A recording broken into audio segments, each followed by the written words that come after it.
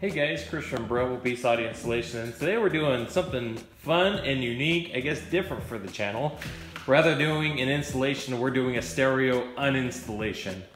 In this install, or uninstall, we're gonna actually show you how to pull out an amplifier, wiring, subwoofer, anything like that, and revert the system back to factory. Now this is super useful in the event you purchase a car and it has an amplifier wiring kit already in there and you want to rip it out, you're looking to upgrade, or just make things look clean once more. Let's go ahead and get started.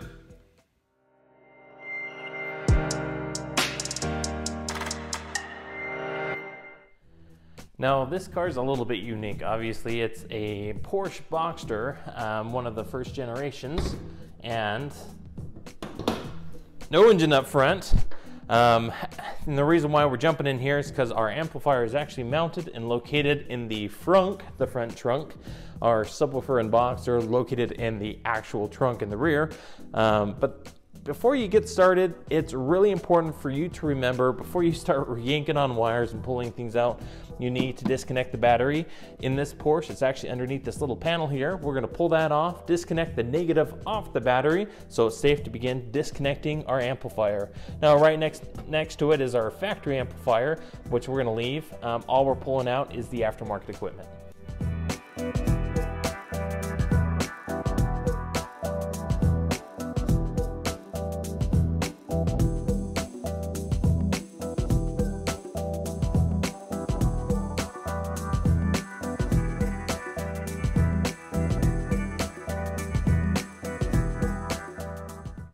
Okay, so at this point, with the negative off the battery, our next step is to unmount the amplifier from the back wall of the front trunk. We're gonna go ahead and remove it so we can start moving it around and then disconnect all our connections there. This includes an Allen wrench and a couple of Phillips here, and once we're out, then we can start pulling wire.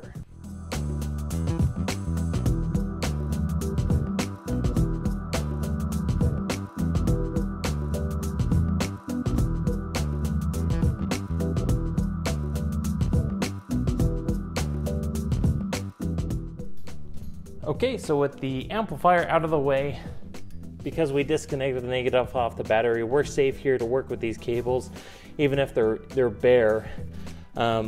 Next thing we're gonna do is start pulling these cables out of the way. Now it looks like if we pull this back, we can see where they've taped and zip tied to each of the factory loom here. So we don't want to just start yanking because we may damage the factory wiring. We don't want to do that. So what we're going to do is pull this back and slowly begin tracing these wires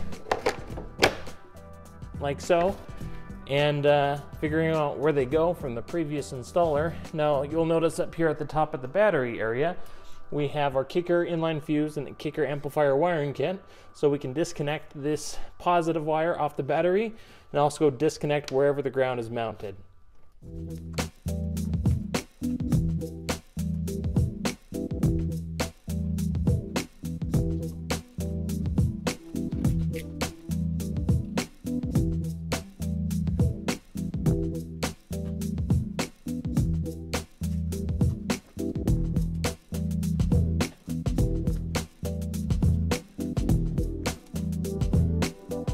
Now it looks like the previous installer, rather than running RCAs to the aftermarket radio in the dash, they decided to just tap into the speaker output on the amplifier, which may or may not be the smart thing to do, depending on the install and the reason behind it. So what we're gonna do here is, this may be soldered in underneath this tape. If so, we'll probably just cut these wires back so they don't ground and tape them up again, and then reloom the factory harness. What we're gonna do right now is just cut these out, clean up this factory wiring so we can return it back to factory, back to stock. Rewrap the factory wiring just as it was intended, and pull power and ground.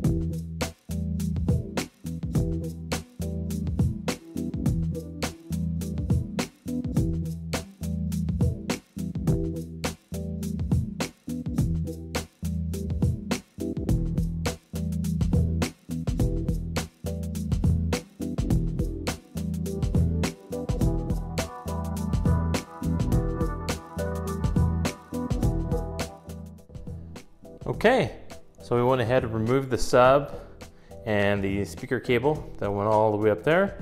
We removed the amplifier, power, ground, and RCAs.